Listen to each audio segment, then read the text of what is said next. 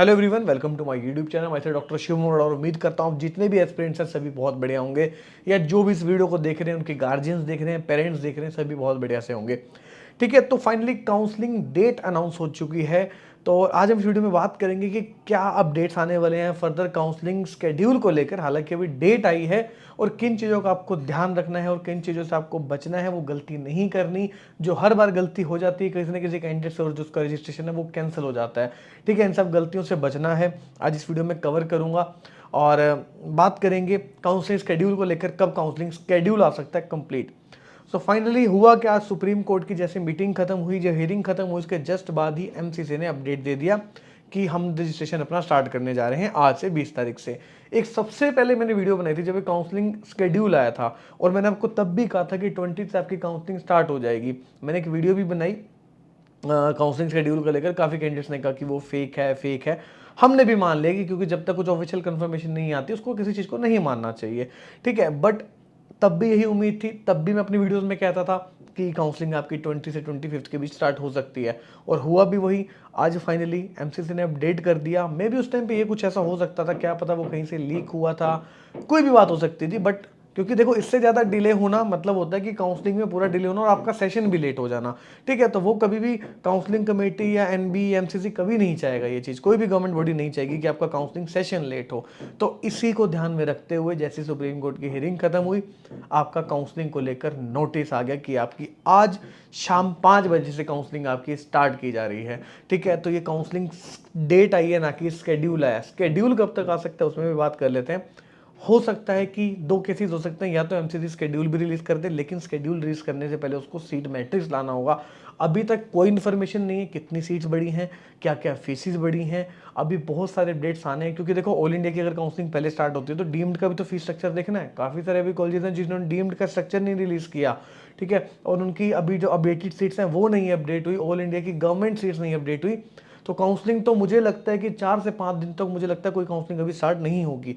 ये सिर्फ रजिस्ट्रेशन आपका किया जा रहा है ताकि इतने सारे कैंडिडेट्स जब 2-3 दिनों में अगर रजिस्ट्रेशन कर देंगे, तो होता क्या कि पहले दिन जब रजिस्ट्रेशन का खुलता है तो इतनी भीड़ हो जाती है, इतनी वेबसाइट पे लोड हो जाता है कि वेबसाइट लैग होने लग जाती है। तो शायद इसलिए इन्होंने पहले ही खोल दिया रजिस्ट्रेशन कि एटलीस्ट आप रजिस्टर करके रखें अपने आप को, ताकि बाद में प्रॉब्लम ना आए। बट काउंसलिंग जो है वो 25 के ही बाद स्टार्ट होगी, जो मुझे ऐसा लग रहा है पर्सनली। चॉइस फिलिंग, क्योंकि उससे पहले भी सीट मैट्रिक्स आना और बहुत सारी चीज़ें भी आनी हैं, और भी अपडेट्स आने हैं। और काउंसलिंग को लेकर बात करें तो एमसीसी की वेबसाइट से बहुत सारी चीज़ें जो पुरानी थी वो हट चुकी हैं, और अगर आप न्यूज़ सेक्शन पे जाएंगे तो आपको ये वाला जो नोटिस है वो आपको वहाँ पे मिल जाएगा। ठीक है, तो अब आपको ध्यान किस चीज़ का रखना है। देखिए, अपने डॉक्यूमेंट्स रेडी कर लीजिए। डॉक्यूमेंट्स में हम एक आपको लिस्ट दे देंगे, मुझे व्हाट्सएप पे मैसेज ड्रॉप कर देना। जो आपके पासिंग सर्टिफिकेट्स हैं, गैप सर्टिफिकेट एक ध्यान रखना, कवर कर बहुत ज़रूरत पड़ती है उसकी। ठीक है, और अपनी जितनी प्रोविजनल आपकी रजिस्ट्रेशन नंबर है उसको रेडी रखना। पासपोर्ट साइज फोटोग्राफ्स हो गई आपकी, और थंबनेल इंप्रेशंस हो गए आपके। ठीक है, इन सब की आपने कॉपीज़ रखनी है। अपनी हार्ड कॉपीज़ भी रख के चलें, सॉफ्ट कॉपीज़ भी रख के चलें। ठीक है, एक कंप्लीट लिस्ट पे मैं एक वीडियो बना दूंगा थोड़ी देर में, और आपको बता दूंगा क्या क्या एक्चुअली आपको चाहिए होगा। ठीक है, तो रजिस्ट्रेशन आप कर लें अपना, और 25,000 आपको सिक्योरिटी मनी देने की गवर्नमेंट के लिए, 2 लाख रुपीज़ देनी पड़ेगी आपको डीम्ड के लिए। ठीक है, तो अगर आप एनआरआई पर काफ़ी सारे कैंडिडेट्स जाना चाह रहे हैं, तो एनआरआई में जो भी हैं सीट देखना चाह रही हैं, तो वो भी अच्छे से चॉइस फिलिंग करनी है। आप सभी ने, एनआरआई के लिए नहीं कह रहा मैं, जो भी गवर्नमेंट डीम्ड एनआरआई कुछ भी देख रहे हैं, चॉइस फिलिंग बहुत ज़्यादा आपकी मैटर करने वाली है। अभी भी बहुत सारे कॉलेजेस हैं जो ऐसे टॉक्सिक हैं, तो उसी को देख के जो हम पर्सनली गाइड करते हैं उसमें क्या करते हैं, एक टॉक्सिसिटी लिस्ट प्रोवाइड करते हैं आपको, और चॉइस फिलिंग किस हिसाब से आपको ऑर्डर में रखना है। और एक और सर्विस इस बार हमने ऐड करी कि आपका रजिस्ट्रेशन, चॉइस फिलिंग सब हम खुद ही करेंगे। ठीक है, तो एक सर्विस हमने ऐड करी है, उसके लिए आप नंबर नीचे दिया उस पर आप कॉल कर लें। अगर नंबर बिजी आता है तो 7696450359 नंबर पे कॉल कर सकते हैं। उसके बाद जब आप एनरोल हो जाएंगे तो एक मेरा पर्सनल नंबर आपको मिल जाएगा, जिस पे हम डेली रात को काउंसलिंग सेशंस ले रहे हैं, और आप एक ब्रॉडकास्ट में ऐड हो जाएंगे जहाँ पे आपको डेली अपडेट्स मिलते रहेंगे। ठीक है, तो इस तरीके से जो चीज़ें रहने वाली हैं। काउंसलिंग बहुत इंपॉर्टेंट, कौन सा कॉलेज में जाना है, कौन सी ब्रांच देखनी है, ये नहीं मिलती तो कहाँ जाएंगे। राउंड 1 हालांकि वैसे तो फ्री एग्जिट होती है, तो कट ऑफ काफ़ी हाई जाती है, बट राउंड 1 को देख के राउंड 2 में चीज़ें बहुत सारी दिखती हैं, और उससे पता लगता है अब क्या क्या बन सकता है। कि हम देखते हैं उसकी वहाँ की क्लोजिंग्स कहाँ कहाँ हो रही हैं, फिर आपको वही चीज़ चॉइस फिलिंग में ऊपर रखवा देंगे, या आप खुद रख सकते हैं। काउंसलिंग कोई बड़ी चीज़ नहीं होती। ठीक है, बट अगर सब कुछ ध्यान से, दिमाग लगा के, शांत से अपने सीनियर से पूछिए, जेआर से पूछिए, अपने रेसिडेंट से पूछिए जो हॉस्पिटल्स में हैं कि वहाँ का इन्वायरमेंट कैसा है, क्योंकि हर हॉस्पिटल या हर कॉलेज की जो ब्रांच है वो अच्छी नहीं होती। किसी की कोई ब्रांच अच्छी है, किसी की कोई है। कहीं पे रेडियो की मशीन्स हैं, कहीं पे नहीं है।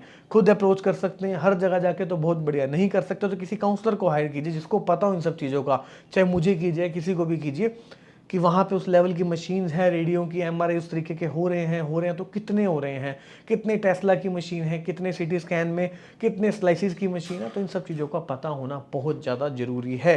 ठीक है, कहाँ पे वर्कलोड कम है, ज़्यादा है, वो सारी चीज़ें आपको देखनी पड़ेंगी। तो ये काउंसलिंग में बहुत इंपॉर्टेंट बातें जो आपको ध्यान रखना है। ठीक है, बट अभी हम वेट करेंगे, बहुत सारी चीज़ें अभी आनी है काउंसलिंग को लेकर। फिर बता दूंगा आपको जो अपडेट है, जैसे ही एमसीसी की वेबसाइट पे अपडेट होगा सिर्फ हम उसी को मानेंगे, अब किसी चीज़ को भी नहीं मान के चलेंगे। ठीक है, अभी सिर्फ यही अपडेट आया है। और इससे पहले 4-5 दिन पहले एनआरआई का भी अपडेट आ गया था कि जो लोग कन्वर्ट करना चाहते हैं, और हमेशा ऐसे ही होता है जब राउंड काउंसलिंग स्टार्ट होने वाली होती है उससे 5 दिन पहले ये जरूर नोटिस आता है। तो मुझे लग गया था उस टाइम पे भी, अगर ये नोटिस अभी आया है तो काउंसलिंग आपकी स्टार्ट हो जाएगी। तो रजिस्ट्रेशन स्टार्ट होने जा रहा है। बट वही बात है, हियरिंग अभी होनी है नेक्स्ट वीक, कुछ देखते हैं उसमें भी निकल के आया तो काउंसलिंग पे शायद स्टे भी लग जाए। लेकिन रजिस्ट्रेशन अपना करके रखें, सारी चीज़ें ध्यान से करें, ध्यान रखें अपना। यह भी के लिए वीडियो थी, पेड काउंसलिंग सर्विस के नंबर नीचे दिया हुआ, आके मिल सकते हैं। सो मिलते हैं आपसे नेक्स्ट वीडियो में। Until then, good bye, take care.